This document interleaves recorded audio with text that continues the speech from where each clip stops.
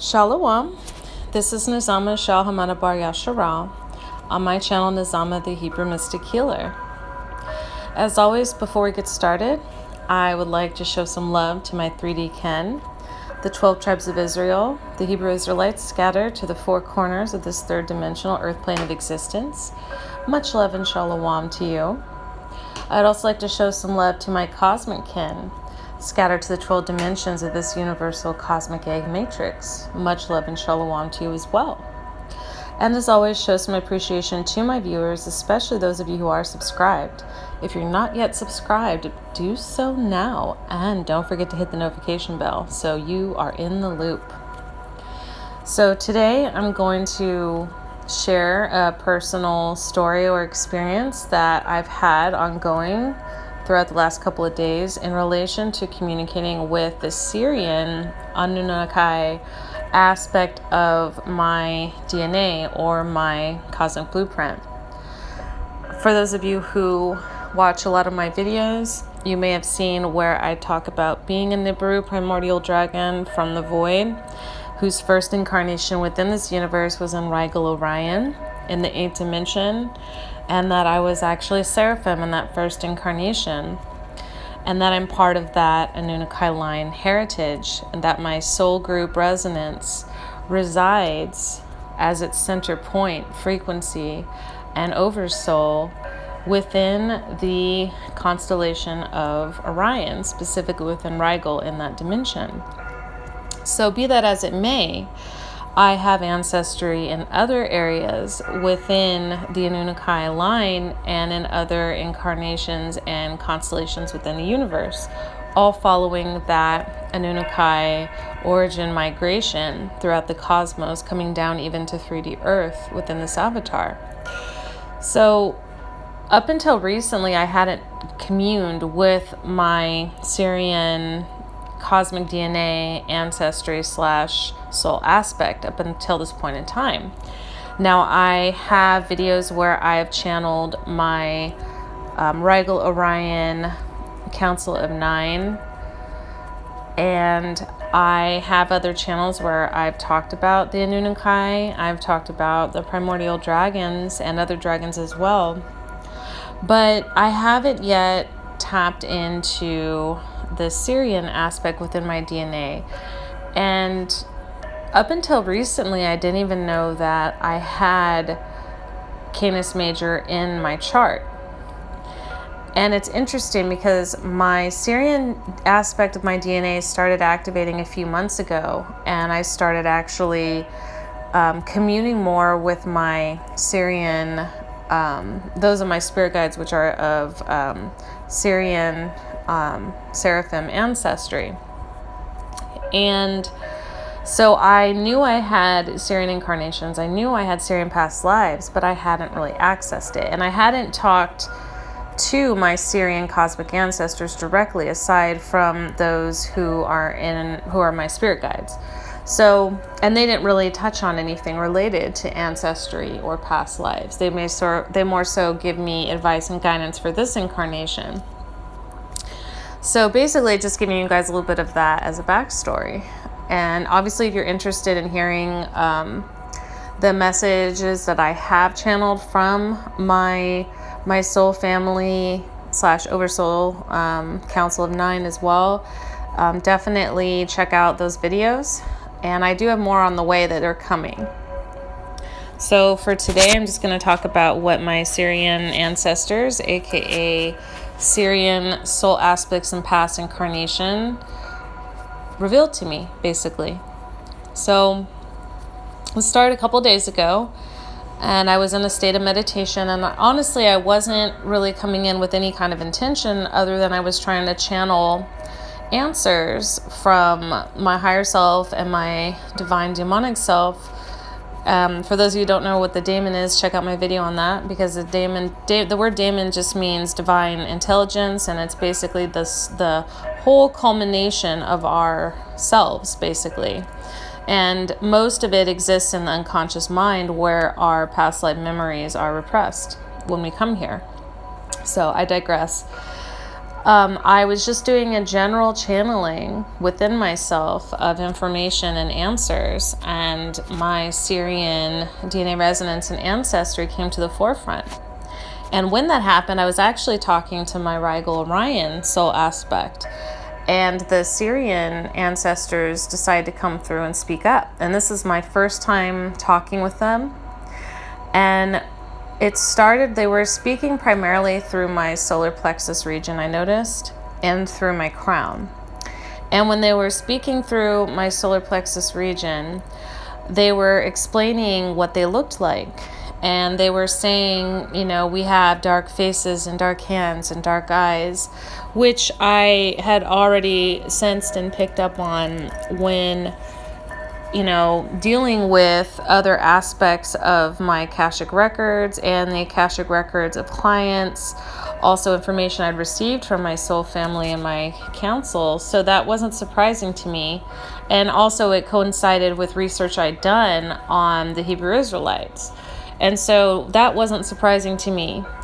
And then when they went on to say that this particular lineage of Sirius that I was from, these particular incarnations or ancestry, they were more Naga-like in appearance. So they looked like, basically, the best way I could describe it is if you combined Quetzalcoatl with like a snake goddess of India or a Naga, and that's what they kind of resembled. You know, definitely black. I saw the image coming through, and one was standing there, or I should say, I don't know, standing isn't really the right word, but they were actually really hesitant to show any kind of form. Like, they really didn't want to even have a form. In fact, when I asked them what they looked like or what I looked like in that incarnation, I received magicals always, which I thought was pretty cool and a little funny. And that was really the energy. It was a little more of a playful, more emotional energy, but also a little bit of a jokester and a little bit of pride. Like, I was definitely picking up that within this incarnation and within this particular ancestry of my cosmic blueprint, that there was a lot of pride for being part of the Annunaki bloodline. And they wanted to draw a distinction between themselves and others, which is pretty stereotypical of the Annunaki based on texts I've read and based on my own akashic records and akashic records of clients. It's really not surprising to me. But the form that I had in this incarnation and the form my ancestors had in this incarnation, I saw black lower body snake. So the lower part of the body was a snake, was a serpent tail and serpent like midriff. And then coming up into more human-like features where they had like a human torso and more human-looking arms, except they had claws. Of course, they were all black. Okay. And then coming up further, here's where we got really interesting. It really reminded me of some of the more Thai and Indian depictions of the Naga queens and Naga goddesses and Naga gods, because the head itself, and also in Egypt as well to an extent, the head itself looked more like a cobra head, but it was almost like the frill came up and around. But then there was the face inside, which looked like a almost humanoid looking, but still scaly and serpentine looking. And then there was also feathers a little bit around it. Again, I'm just trying to describe the best way I could about what it looked like. And then I saw black feathered wings. And it was hard to see how many sets of wings were there. But the energy and the emotion that was communicated was honestly what stood out to me the most, because I could feel the familial love and connection there. And I also received glimpses or flashes and images of the different lineages that were connected to this particular Sirian incarnation and ancestry. Like, I saw the Dravidians of India. I think I might have gotten a glimpse of Thailand. I got a glimpse of those particular people primarily with this specific one. And it actually does line up to what I was being shown recently when I did a post on Facebook, which I will be sharing that on YouTube as well for those of you who are not on my Facebook.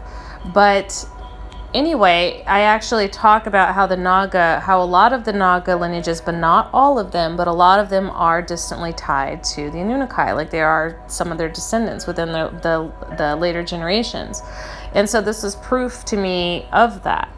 And also, recalling that in my first emanation out of the void, I was a feathered serpent with 6 wings, and I was shown that even the form that I was looking at that point in time, like in Sirius, of that incarnation and how I looked and how they looked, it was still a little different than the original first generation of the Nibiru.